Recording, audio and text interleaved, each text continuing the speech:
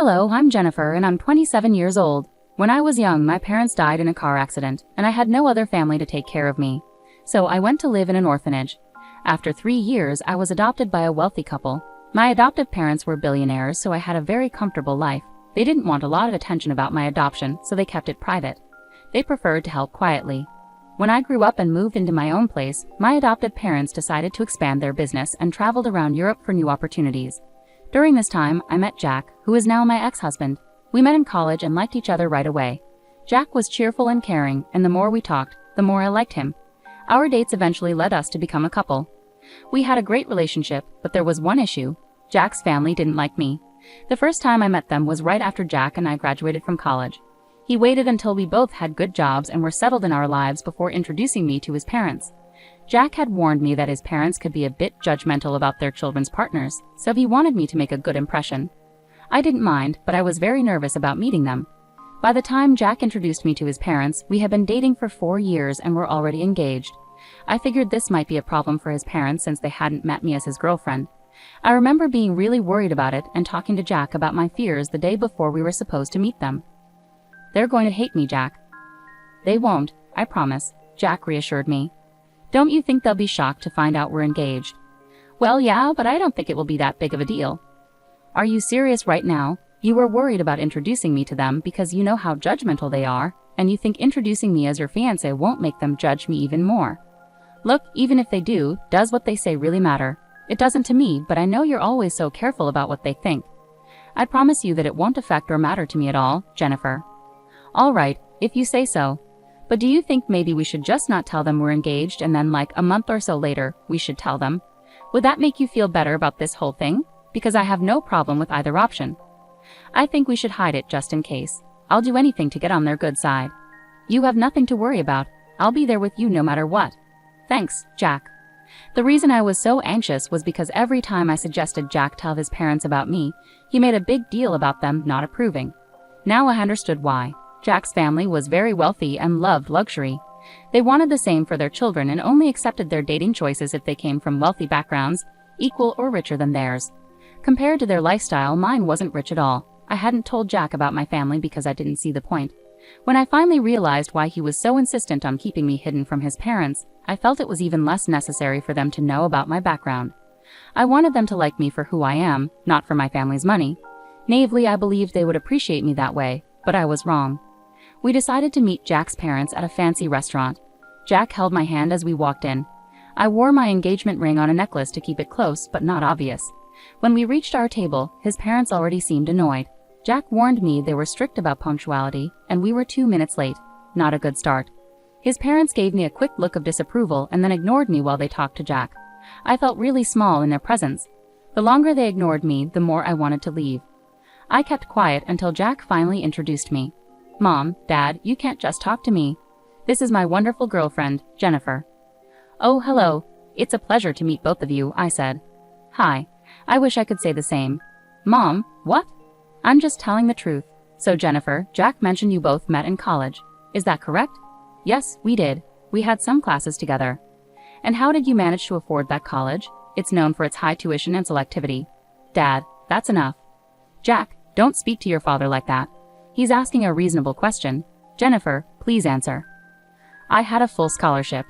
I'm really grateful for the opportunity because I learned a lot and met Jack, which has been wonderful." "Well, meeting Jack must be one of the best things that's happened to you. He's wealthy and you seem to need that kind of money. At least you're smart because your looks aren't all that impressive, you know." "You know what? That's enough. We're leaving. Come on, Jennifer." Jack grabbed my hand and we walked out. I was shocked by how his parents had treated me. It was hard to believe that people could be so openly mean to someone's face. I was too stunned to even process my feelings. The car ride home was silent because Jack was furious. When we got home, Jack made sure I was okay, but honestly, I didn't know how to feel at that moment. I had dressed nicely and behaved politely. I didn't order anything extravagant, yet Rose and Tom had already formed their opinion of me without even talking to me. After that incident, Jack didn't speak to his parents for a while. They texted him, accusing us of disrespect for leaving lunch early. Jack didn't reply until a month later when he texted them to announce our engagement. After threatening his parents with no contact if they opposed me, they'd offered to pay for our wedding under the condition they made all the decisions. Jack and I didn't want that, so we chose to elope instead. My parents, who were in Europe, were supportive and even sent us a generous gift. Jack was surprised by the expensive painting they sent, but I didn't think much of it given their wealth. After getting married, we attended a party hosted by Rose and Tom to celebrate their anniversary. Despite their previous disapproval, I was actually glad they invited me. However, when we arrived, I was completely ignored by everyone there. It was more humiliating than being ignored by just two people. I stuck close to Jack, but no one made an effort to talk to me. If I tried to join a conversation, people either ignored me or walked away, or they continued chatting with Jack without acknowledging me. By the end of the night, I was in tears. I felt humiliated and deeply hurt by everyone's behavior. The crowd asked Rose and Tom to give a speech, and as they spoke, I felt increasingly exhausted and just wanted to leave. However, their speech began with gratitude for everyone in the room except me. It felt like a series of jabs directed at me, which the guests found amusing. Unable to bear it any longer, I got up and left. I took an Uber home, crying the whole way until Jack returned. When he arrived, he seemed upset and frustrated. "Why did you walk out like that? Do you realize how embarrassing that was for me?" "What? What are you talking about?" "Don't pretend you don't understand, Jennifer. I had to endure my parents yelling at me and the guests pitying me for being with you." "Are you serious? What about how humiliating it was for me?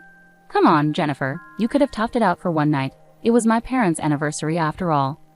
"I was ignored by everyone, and your parents chose to mock me in their speech. How could I possibly be okay with that? I'm not saying what they did was right, but you could have just endured it. I would have talked to them about it afterward. What good would that have done for me? I don't like being in situations where I'm humiliated.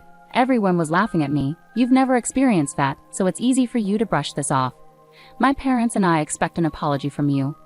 "I'm not apologizing unless they apologize to me first." "You want an apology?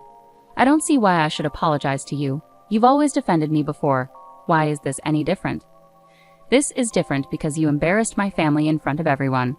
And your parents humiliated me, your wife, in front of all their guests. Maybe my parents were right about you. You're impossible." With that, Jack went to sleep in the guest bedroom. I couldn't understand why he suddenly changed his attitude. Was it really that hard for him after I walked out? He always defended me, especially when his parents criticized me. For me to leave should have shown how hurt I was, but Jack didn't seem to care about that. Jack continued to give me the silent treatment for the next week. Meanwhile, I received numerous texts from his parents accusing me of being ungrateful and embarrassing. I tried to talk to Jack, but he refused. Eventually, I reluctantly apologized to both him and his parents, even though it felt degrading. I did it because I loved Jack and didn't want this issue to ruin our relationship. However, things only got worse from there. Jack's parents retired and began hosting weekly family dinners. Jack always attended, and the first time he took me along, the atmosphere was tense the moment I entered. Rose was preoccupied and didn't notice me immediately, but Tom and Jack's siblings awkwardly glanced at me without saying a word. Jack left me standing alone while he caught up with his family. When Rose came downstairs, she saw me and immediately stormed over in anger. "What are you doing here?" "Excuse me?" "No, I won't excuse you. Why are you in my house right now? We were invited for dinner." "Wrong. I invited Jack because this is a family dinner." "I'm Jack's wife, so I'm part of this family, right?" "Absolutely not. Someone like you, an orphan, has no place in this family." "What? You thought you could keep that detail from us? We do background checks on our children's spouses, and you don't measure up to our standards. I will never accept you here." "Why not? Surely there's more to being part of your family than just background checks. You're not attractive and you're not wealthy. You could never fit into our social circles. Why are you so focused on superficial things? Are you afraid I'll damage your reputation just by being myself? Doesn't my making Jack happy matter to you? If happiness made money, everyone would be rich. This is why you don't belong with us. Maybe I'll never be as superficial as the rest of you because I care about who people really are. You never gave me a chance before judging me. I'm glad I don't fit in with you." "Jennifer, that's enough. Here's some money. Get yourself an Uber and leave." I stared at Jack in disbelief as he handed me the money. Tears welled up in my eyes as I walked out and cried in the Uber again. I couldn't understand why Jack had changed so suddenly. Was he trying to appease his parents after the party? Whatever it was, I felt hurt and angry at him. He stood by while his parents insulted my past, something he usually defended me from. I wanted to scream and shout, but I knew it wouldn't help. Instead, I walked away. I reflected on whether I had said anything wrong, but I couldn't see how. I was just standing up for myself, calmly at that. Jack continued not to speak to me after he came home. My heart was breaking, and I felt utterly alone. I knew he expected me to apologize again, but I couldn't bring myself to do it like last time. Rose had insulted me deeply, and Jack seemed angry at me for it. If anything, I felt like he owed me an apology. For the next 2 weeks, Jack and I didn't talk. It was tough at first, but I eventually got used to it. His family's dinners continued, and I found myself home alone most evenings, which honestly didn't bother me. Hey Dad, hey Mom, things aren't going well. Why? What's wrong, sweetie? If you need help with anything, just let us know. I don't think this is something you guys can help with, but thanks for offering. Where's Jack? Isn't he helping? That's the issue. He's part of the problem. Could you explain what's going on, sweetie? Well, his parents are wealthy and very snobbish. Oh, we can't stand people like that. Tell me about it. Anyway, they saw me as some poor girl who could never measure up to their standards or fit into their elite circles, so they made a point to humiliate me every chance they got. Damn, that's awful. Oh, and last time I was there, Jack's mom decided to insult me by calling me an orphan. That woman, I want to give her a piece of my mind.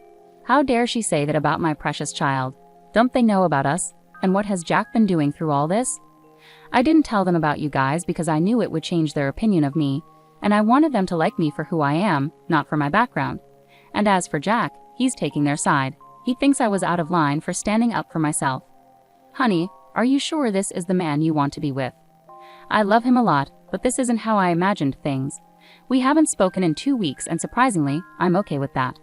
All right, sweetie, I'll connect you with one of my friends there. Don't worry about us not being able to help. Actually, we might be able to help you get some sweet revenge. Huh? What do you mean? Your dad and I are coming there next week.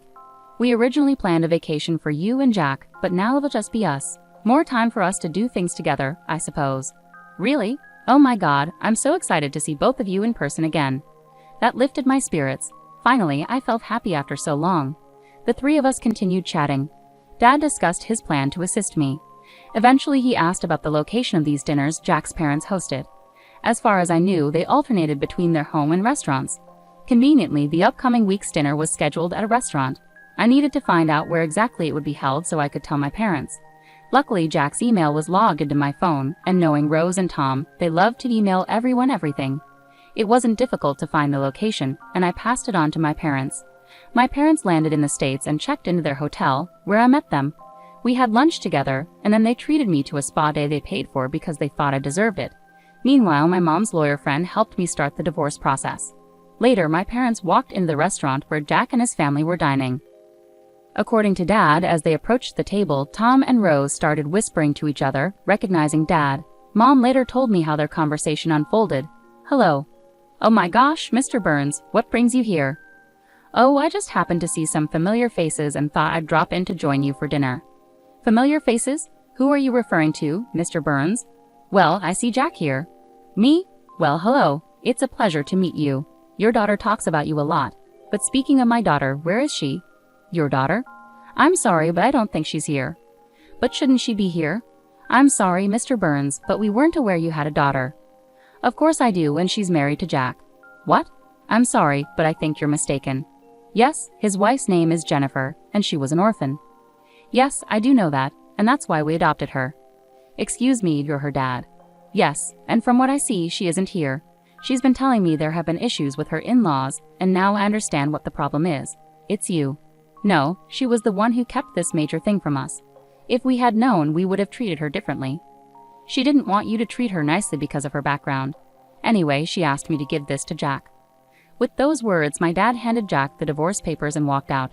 Afterward, it only took a few phone calls for many investors to withdraw their support from Tom's business.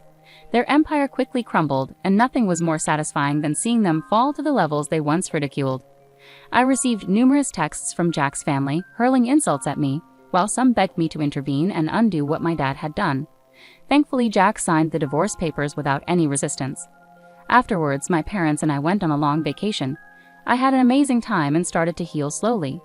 Losing the love of my life hurt, but I also learned the importance of standing up for myself. I'm deeply thankful to my parents for everything they've done, and I'm excited to see what else life has in store for me.